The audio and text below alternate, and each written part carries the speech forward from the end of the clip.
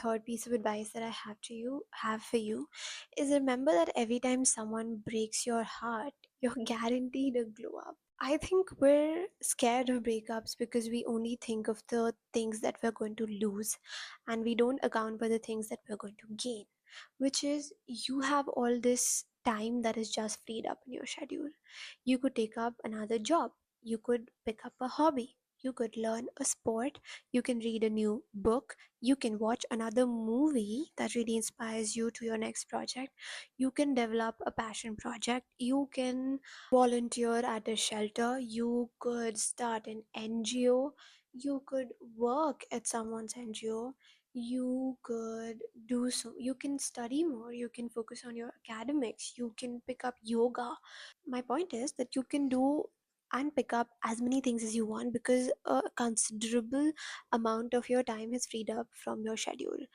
And no matter who I'm talking to, like I might be talking about myself as well, but sometimes I also get lost in the fact that I tell myself this every single time that I'm in a relationship, that I don't have to give it that much importance. End up wasting a lot of time trying to communicate with the person, trying to talk to them, getting upset over tiny things. And that's not the point of it. The point of a healthy relationship is that you guys support each other, you guys are each other's safety net, and that gives you almost like a launch pad for your other things to take off from. But that is an ideal case scenario. That doesn't happen to everyone, that doesn't take place that often. So what I want you to remember is so much time has freed up in your schedule for you to take up new things. And I don't know what it is, but every time you get a heartbreak, you're guaranteed a glow up. Like, I don't make the rules, you can. That's the reason that I'm really grateful for my first breakup, because I was essentially a very introverted, a very loser coded person before that breakup. Like, I had no intention of bettering myself. Also quite cocky. I was like, I'm good the way that I am. I was also judgmental. I was holding on to so many things. But that's not the point of life. The point of life is to go out there, explore, meet new people, pick up new hobbies. Every time I've met a new person, like, all I think about is what could I pick from them. Like, what is that one thing about them that I really wanna learn. The first guy I ever dated taught me a lot about music, and he's sort of the reason that I still listen to really good music.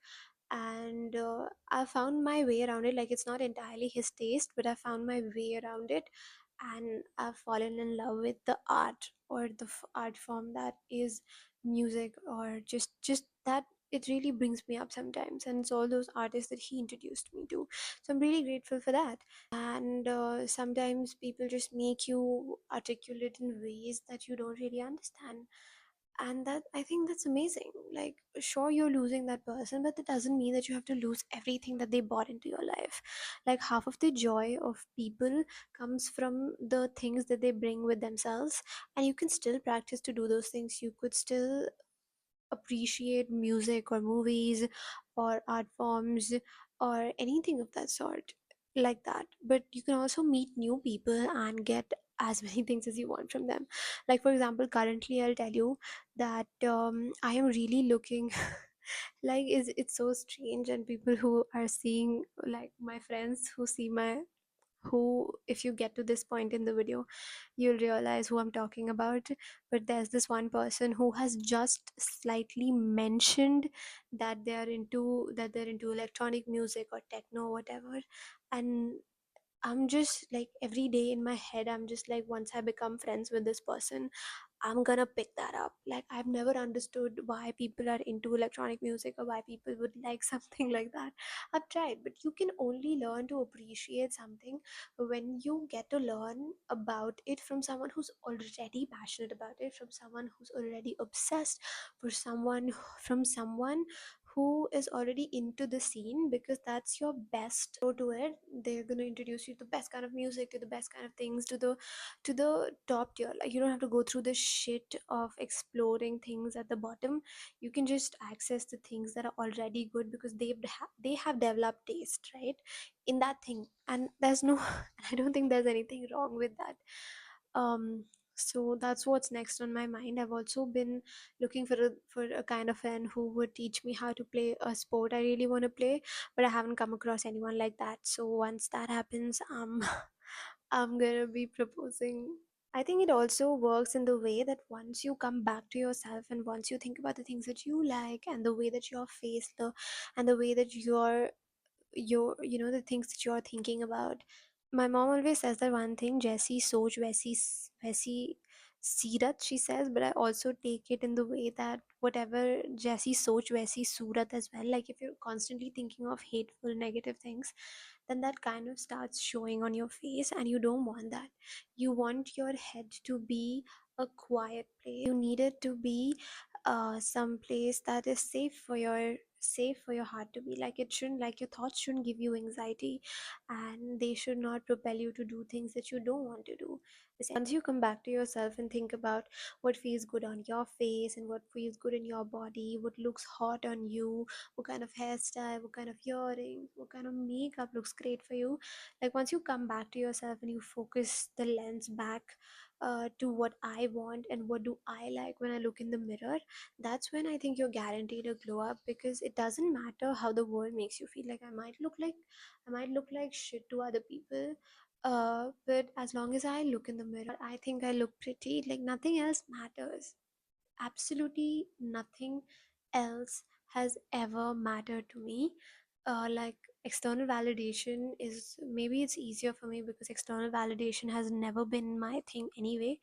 Like I don't like when men or people in general tell me that they find this nice about me, or like nice about me. If it's a character trait, sure, I appreciate it, but when they're like, oh, I like this, I like the dress that you're wearing, or I like the way you've done your makeup, or whatever, I think you look pretty, or I think you're so whatever, then I get a little uncomfortable, because those are not the things that I do for validation from others. Those are all the things that I do because that makes me feel good. Like when I look in the mirror, I want to feel like myself. I want to feel taking care of myself. Never do that for other people, but if you're doing it for yourself, I think it's a really good exercise in uh, self-love, but don't overdo it. I think there are so many things that about us and about our personalities that we kind of miss because we're always so focused on what the external looks like, but that's not the point. It's more important to think about how they make you feel than how it makes you look.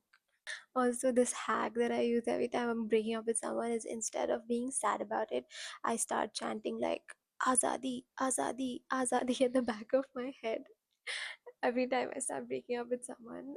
Mujhe chahiye azadi, because I just like how it makes me feel. Not that I'm a prisoner of sort in anyone's in a relationship or whatever. But now I'm gonna be single. Now I'm gonna be excited about other things in life. Now I'm gonna be focused on myself and my career and money and all of those things. So I really appreciate that when that happens. I don't take it as a bad thing. Yeah, it's gonna hurt, and yeah, it's gonna be sad for a bit, but then you're gonna recover and you're gonna realize that nothing in life is that serious. So every time I look at a woman with a man, I literally do like a silent prayer for her, because I'm like, bro's taking one for the team. You know, the kind of things that women have to do in order to be with a man, and that's not true for everyone, for sure. Some people are in really nice healthy relationships. Some people are really suffering. A lot of us were suffering when we were with certain men, and no matter what it looked like from the outside, I pray for those women, because my poor babies, like, you could be free, you could be with us, you could be hanging out with the girls, but you're stuck with the man who you have to beg for the bare minimum. Like, get, I mean, I feel sad, but sure, I mean, you could get better. No, you can just never say never. नाश्ता तैयार है sir और कुछ चाहिए बोले तो मैं Yeah, just give me some hip